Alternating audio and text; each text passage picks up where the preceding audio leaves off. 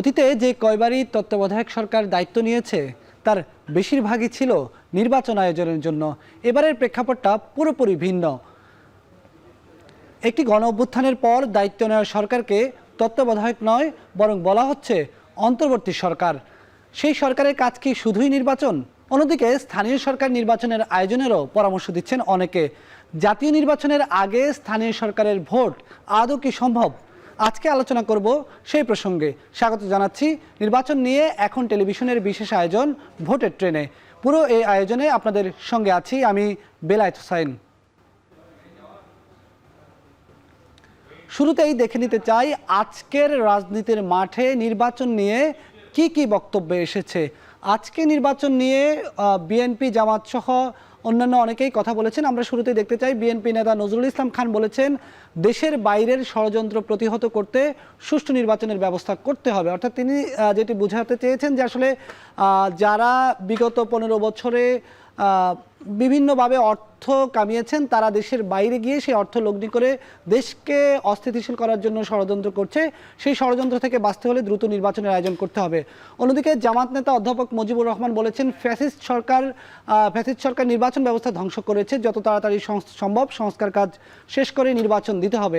তিনি মোটা দাগে বোঝাতে চেয়েছেন, তিনি যেটা বলেছেন যে উপদেষ্টা পরিষদের মূল কাজই হলো নির্বাচনের আয়োজন করা। যেহেতু নির্বাচন ব্যবস্থা ধ্বংস হয়ে গেছে, তাই যত তাড়াতাড়ি সম্ভব সংস্কার শেষ করে নির্বাচন দিতে হবে। অন্যদিকে নির্বাচন ব্যবস্থা সংস্কার কমিশনের প্রধান বলেছেন, বিগত নির্বাচনগুলোর অনিয়মের জন্য বিচার করতে হবে যারা এই অনিয়মের সঙ্গে জড়িত। এর মধ্যে প্রথমেই আইনের আওতায় আনতে হবে বিগত 3টি নির্বাচন কমিশনকে। আজকে নির্বাচন প্রসঙ্গে কথা বলেছেন ইনকেলাব মঞ্চের মুখপাত্র শরীফ ওসমান হাদি। তিনি বলেছেন, রাজনৈতিক দলগুলো যে এই যে নির্বাচন চাচ্ছে বারবার, এর পেছনে এক ধরনের ষড়যন্ত্র আছে। এই ষড়যন্ত্রের জন্য তিনি রাজনৈতিক দলগুলোকে নয় বরং অন্য একটি পক্ষকে দায়ী করছেন।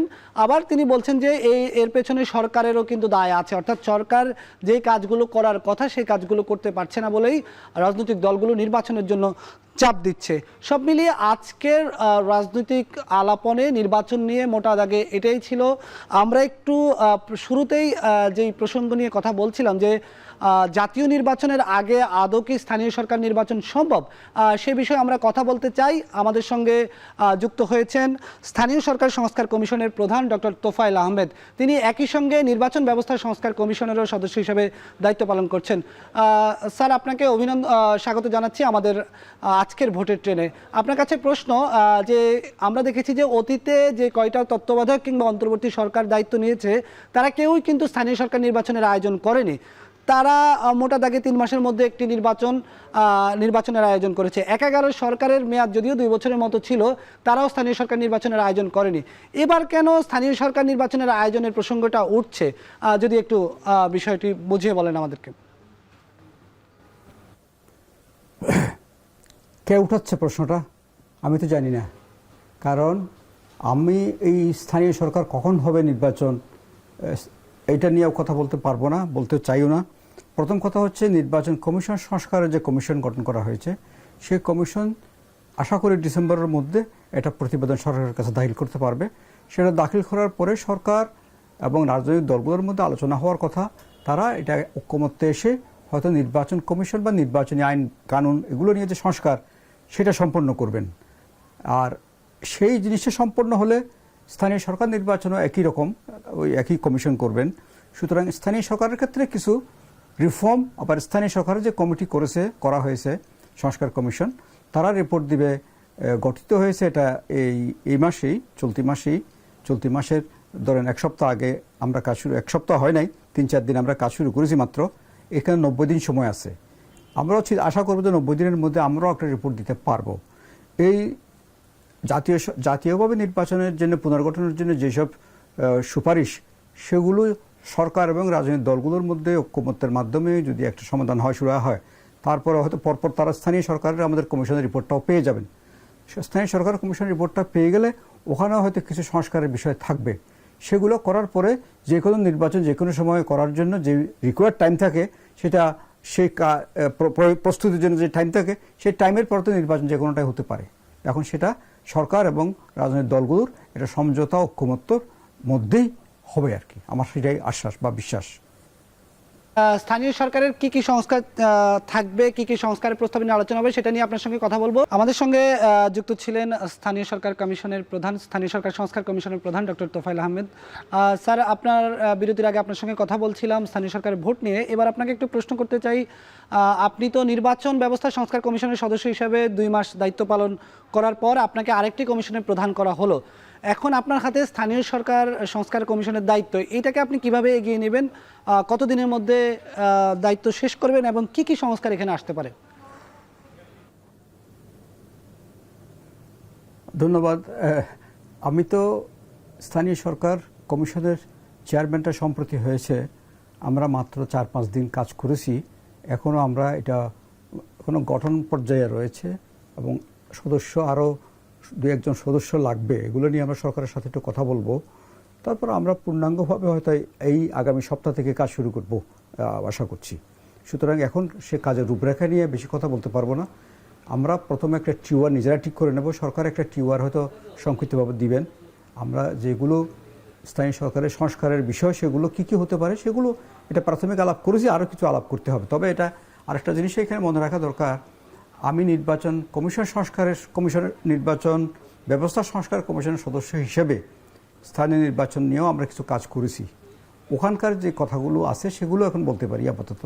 সেটা হচ্ছে, প্রথমত জাতীয় নির্বাচনে খরচ দেখানো হচ্ছে প্রায় 2000 কোটি টাকা, আর স্থানীয় নির্বাচনের 5টা নির্বাচনে 7টা নির্বাচন হওয়ার কথা, 5টা নির্বাচন যা হয়েছে 2020 থেকে 24-এর মধ্যে এই নির্বাচনগুলোতে খরচ হয়েছে প্রায় 2400 কোটি টাকা। তা আমরা একটা অ্যাসেসমেন্ট করে দেখলাম নির্বাচন সংস্কার কমিটি থেকেই যে এই নির্বাচনগুলো যদি আইনের একটু সামান্য সংস্কার করে এটা একীভূত কাঠামোতে নিয়ে আসা যায়, তাহলে এই নির্বাচনসমূহ 700 কোটি টাকায় একটা শিডিউলে করে ফেলা যায়। তো সেটা আমরা চিন্তাভাবনা করে এটা একটা সুপারিশ রেডি করছি। এটা নির্বাচন ব্যবস্থা সংস্কার কমিশনের মাধ্যমে এটা উত্থাপিত হবে। আচ্ছা, এখানে আরও বিষয় আছে, শুধুমাত্র স্থানীয় সরকার কমিশন বা নির্বাচন ব্যবস্থা সংস্কার কমিশন নয়, জনপ্রশাসন সংস্কার কমিশন, বিচার ব্যবস্থা সংস্কার কমিশন, ওনারাও কিন্তু এই স্থানীয় সরকার বিষয়টাকে স্পর্শ করবেন ওনাদের রিকমেন্ডেশনে, এবং ওখানে নির্বাচনও থাকবে। যেমন বিচার বিষয়ক যে কমিশন, তারা কিন্তু ইউনিয়ন পরিষদ লেভেলে যে বিচার কার্যপ্রণালী আছে বা উপজেলা পর্যায়ে এখন বিচার ব্যবস্থা নাই, সেসব বিষয়ে তারা কিন্তু বিবেচনা করবেন। আর জনপ্রশাসন সংস্কার কমিটি তারা কিন্তু অন্যান্য বিষয়ের সাথে স্থানীয় শাসনের অংশ হিসেবে, সুশাসনের অংশ হিসেবে স্থানীয় সরকার নিয়েও তারা কিন্তু কথা বলবেন, এবং স্থানীয় সরকার ব্যবস্থা, নির্বাচন, এগুলো নিয়ে তারাও কিন্তু ওখানে কথা বলবেন। সুতরাং আবার অনেকদিকে সংবিধান সংস্কার কমিটিও কিন্তু তাদের রিকমেন্ডেশনে সংবিধানের স্থানীয় সরকার বিষয়ক যেসব বিষয়গুলো রয়েছে সেই বিষয়গুলোকে কিন্তু ওনারা স্পর্শ করবেন। সুতরাং এটা একটা কম্প্রিহেন্সিভ বিষয় হিসেবে যখন সবগুলো রিপোর্ট সরকারের কাছে যাবে এবং সরকার এগুলো নিয়ে রাজনৈতিক দলগুলোর সাথে আলোচনা করবেন, নাগরিক সমাজে আলোচিত হবে, বিভিন্ন পর্যায়ে আলোচিত হবে, তখন কিন্তু আসল সমাধানগুলো কিন্তু বেরিয়ে আসবে বলে আমার বিশ্বাস। স্যার, আমরা সেই সময় পর্যন্ত অপেক্ষা করব। আমার আরেকটি প্রশ্ন হচ্ছে যে বিভিন্ন জায়গায় আমরা দেখছি যে বিভিন্ন স্থানীয় সরকারি যে প্রতিষ্ঠানগুলো আছে, সিটি কর্পোরেশন, উপজেলা পরিষদ, জেলা পরিষদ, সেখান থেকে নির্বাচিত প্রতিনিধিদেরকে একটি গণঅভ্যুত্থানের পর স্বাভাবিকভাবেই তাদের দায়িত্ব থেকে সরিয়ে দেওয়া, অনেকে পাওয়াই যায় না, অনেকে পালিয়ে গেছেন, এরকম অবস্থা হয়েছে, প্রশাসক বসিয়ে দেওয়া হয়েছে। সেই জায়গায় আমরা চট্টগ্রাম সিটি কর্পোরেশন একটু ব্যতিক্রম দেখলাম, সেখানে আদালতের রায়ের মাধ্যমে যদিও মেয়র হিসেবে একজন আসলো। এই বিষয়টা আসলে কিভাবে দেখছেন?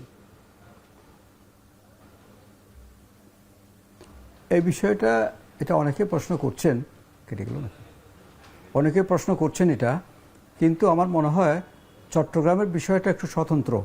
এটা কিন্তু সরকার করেনি, এটা আদালত করেছে বলেই সরকার ওখানে হস্তক্ষেপ করে নাই। বাকিগুলো সরকার করেছেন কারণ কেউ আছে কেউ নেই, এখানে এই অবস্থার মধ্যে অচলাবস্থা সৃষ্টি হতে পারে। আবার এই অভ্যুত্থানের কারণে এখানে আবার নিজেদের মধ্যে অনেক কোন্দল হতে পারে, দলাদলি হতে পারে, মারপিট হতে পারে, সন্ত্রাস হতে পারে। এইসব বিষয় লক্ষ্য রেখেই এক ধরনের প্রশাসনিক সুবিধার্থে এবং গোলযোগ থামানোর জন্যই কিন্তু বোধহয় এই ব্যবস্থাটা নেওয়া হয়েছে। এটা একটা অন্তর্বর্তীকালীন ব্যবস্থা, নিশ্চয়ই এটা তারাও কিন্তু ইলেকশনের কথা ভাববেন, এবং যারা স্থানীয়ভাবে আছেন তারাও কিন্তু নির্বাচনের কোনো বিকল্প নাই, এটার কথা ভাববেন বলে আমার বিশ্বাস। তবে আমি একটা কথা বলতে চাই, কথাটা বোধহয় একটু অপ্রিয় হতে যাচ্ছে, সেটা হচ্ছে সেই বিষয়টা হচ্ছে আমরা বহুদিন পরে মতামত প্রকাশের জন্য অবাধ স্বাধীনতা ভোগ করছি। সেই বিষয়ে সেই অবাধ স্বাধীনতা ভোগ করতে গিয়ে আমরা আবার এমনভাবে কথা বলা শুরু করেছি, অনেক চিন্তাভাবনা বিহীনভাবে কিছুটা বাচালতার পর্যায়ে চলে গেছে। এখানে কিছুটা বাক সংযমের প্রয়োজন আছে বলে আমার ধারণা। কারণ আমরা এত বেশি কথা বলছি কোনো একটা বিষয় নিয়ে, বিষয়টাকে তিক্ত করে ফেললাম। আরেকটা হচ্ছে বিষয়টাকে রেশনালি চিন্তা করার অবকাশ দেওয়া পাচ্ছে না। কারণ আপনার মিডিয়ার যখন একটা বিষয় নিয়ে প্রত্যেকটা মিডিয়া যখন একই কথা বলেন, তখন মানুষও কিন্তু বিভ্রান্ত হয়। তো সেই জন্য এখানে একটু চিন্তাভাবনা করে কিন্তু কথাবার্তাগুলো বলা দরকার। কারণ এগুলো অনেকগুলো সেন্সিটিভ এরিয়াগুলো আছে, সব কথা ছোট্ট একটা 5 মিনিটের ইন্টারভিউতে কিন্তু বলা যায় না। তো এই সেন্সিটিভিটিগুলোর দিকে লক্ষ্য রেখে, ভবিষ্যতের দিকে লক্ষ্য রেখে এখন একটা ঐক্যবদ্ধভাবে কাজ করে এই সংস্কারগুলোর একটা পর্যায়ে নিয়ে এসে নির্বাচন তো অবশ্যই হবে, এবং এটা তাড়াহুড়োর কোনো বিষয় আমি দেখছি না। নির্বাচন অবশ্যই হবে। যেরকম যুক্তির সময়ের কথা বলছেন, যুক্তির সময় নির্বাচন হবে বলে আমার একটা দৃঢ় বিশ্বাস। আমি জানি না, আমি কিন্তু রাজনীতিবিদ না এবং এটা বলতে পারবো না, বা সরকারেরও কোনো অংশ না। আমরা কিন্তু একাডেমিক হিসেবে এই কাজগুলো করছি, কিন্তু আমার বিশ্বাস এটা। তো সেই জন্য আমি বলবো যে এখানে আমরা বাক স্বাধীনতার অবাধ ব্যবহারের কারণে এখন এমন এমন কথা অনেকের লোকে বলছি, এই কথাগুলো একটু চিন্তাভাবনা করে বলা দরকার আছে। জি স্যার, আপনাকে ধন্যবাদ। আপনি যে মতামত দিয়েছেন, অনেক গুরুত্বপূর্ণ মতামত দিয়েছেন। আমাদের সঙ্গে যুক্ত হওয়ার জন্য ধন্যবাদ জানাচ্ছি। আমাদের সঙ্গে যুক্ত ছিলেন স্থানীয় সরকার সংস্কার কমিশনের প্রধান এবং একই সঙ্গে নির্বাচন ব্যবস্থা সংস্কার কমিশনের প্রধান ডক্টর তোফায়েল আহমেদ। তিনি বলছিলেন বর্তমানে নির্বাচনের সংস্কার, একই সঙ্গে স্থানীয় সরকারের ভোট, এই পুরো বিষয়গুলো নিয়ে তিনি আমাদেরকে বিস্তারিত বলছিলেন।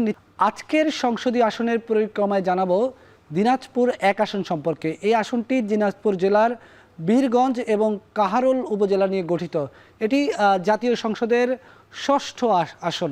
দিনাজপুর 1 আসনের ভোটার সংখ্যা 3,44,043 জন। পুরুষ ভোটার 1,72,544 জন এবং নারী ভোটার 1,71,499 জন। আমরা কথা বলছিলাম দিনাজপুর 1 আসন সম্পর্কে। আগামীকাল আমরা দিনাজপুর 2 আসন সম্পর্কে কথা বলবো। দিনাজপুর 1 আসনে এই মুহূর্তে জাতীয় নির্বাচন, স্থানীয় সরকার নির্বাচন সহ যেই দেশের যে চলমান পরিস্থিতি নির্বাচন কেন্দ্রিক, সেইখানে কি হালচাল, সাধারণ মানুষ কি বলছেন, ভোটাররা কি বলছেন, সে বিষয়ে কথা বলার জন্য আমাদের সঙ্গে যুক্ত হয়েছেন সহকর্মী আমিরুল বাপ্পি।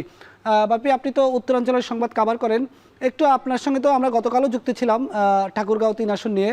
আজকে একটু আপনি আমাদেরকে দিনাজপুর 1 আসনের সাধারণ মানুষ, ভোটাররা কি ভাবছেন আসলে এই মুহূর্তে নির্বাচন নিয়ে? বেলায়েত, আমি আজকেও সারাদিনই বাইরে ছিলাম, বিভিন্ন জায়গায় ঘুরেছি। তো আমি সাধারণ মানুষের সাথে কথা বলতে গিয়ে 3টি স্পষ্ট আলাদা আলাদা মতামত পেয়েছি একদম যারা সাধারণ আছেন তাদের কাছ থেকে। একটি দল বলছেন যে যত দ্রুত সম্ভব এই স্থানীয় সরকার নির্বাচনটা আগে করা দরকার। একটি দল বলছেন যে না, আগে জাতীয় নির্বাচনটা করে তারপরে স্থানীয় সরকার নির্বাচনে যাওয়ার জন্য। আর আরেকটি দল বলছে যে নির্বাচন যখনই হোক না কেন আগে যে দ্রব্যমূল্য এটি নিয়ন্ত্রণ আনা দরকার এবং আইন শৃঙ্খলা পরিস্থিতি নিয়ন্ত্রণ আনা দরকার। এই 3টি মতামত আমি স্পষ্টভাবে পেয়েছি। এখন যারা বলছেন যে স্থানীয় সরকার নির্বাচনটি আগে হওয়া দরকার, তারা এই কারণে বলছেন যে 5ই আগস্টের পরে যখন স্থানীয় সরকারের অনেকগুলো জায়গায় যেমন উপজেলা পরিষদ, পৌরসভা, সিটি কর্পোরেশন, এগুলোতে যখন মেয়রদেরকে সরিয়ে দেয়া হলো, তার জায়গায় প্রশাসক নিয়োগ করা হলো, তখন সেখানে কাউন্সিলররাও কিন্তু ছিলেন না। একইভাবে ইউনিয়ন পরিষদের যারা চেয়ারম্যান আছেন তারাও অনেকে আওয়ামী লীগ সমর্থিত যারা যেসব চেয়ারম্যান ছিলেন তারা অনেকে জেলখানায় আছেন বা অনেকে পালিয়ে আছেন, এরকম ঘটনা ঘটছে। তো এর ফলে যেটি হচ্ছে যে মানুষ যে সাধারণ যে সেবাগুলো, যেমন জন্ম নিবন্ধন, মৃত্যু নিবন্ধন, ন্যাশনাল আইডি কার্ড সংশোধন, এই ধরনের সেবাগুলো পেতে একটু বিড়ম্বনার শিকার হচ্ছেন। যার কারণে তারা বলছেন যে আগে স্থানীয় সরকার নির্বাচনটি হয়ে গেলে তারা এই বিড়ম্বনাগুলো থেকে মুক্তি পেয়ে যাবেন। তো এই মিশ্র প্রতিক্রিয়া এখন পর্যন্ত আছে। তারা চাইছেন যে দেশে দ্রুত একটা স্থিতিশীল পরিস্থিতি তৈরি হোক। তো বেলায়েত, এই ছিল আমার সারাদিনের আজকের ঘোরাঘুরির পরে আমি আমাদের সঙ্গে এতক্ষণ যুক্ত ছিলেন সহকর্মী আমিরুল বাপ্পি। তিনি জানাচ্ছিলেন এই মুহূর্তে দিনাজপুর 1 আসনের ভোটাররা স্থানীয় সরকার নির্বাচন এবং জাতীয় নির্বাচন নিয়ে তাদের আসলে কি ভাবনা, তারা কি বলছেন। তো এই ছিল আজকের ভোটের আয়োজন। সাথে থাকার জন্য ধন্যবাদ।